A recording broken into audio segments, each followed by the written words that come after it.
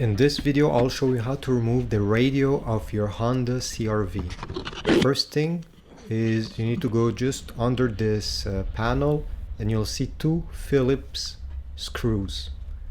You'll need to remove them.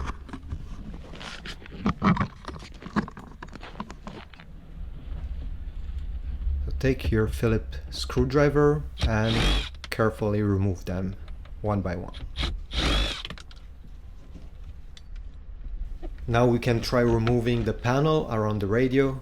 I suggest you use a tool like this one, is a trim removal thing, and just go on the sides here. Maybe you can use a knife or a flathead screwdriver that is very thin and unclip the clips that are behind this.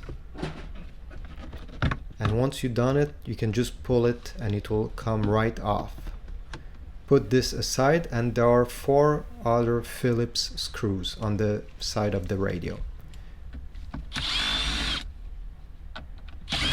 Remove them and be careful to not lose them. Here I don't care, I'm at the scrapyard, I don't need them, but if you're gonna reinstall the radio, obviously keep them.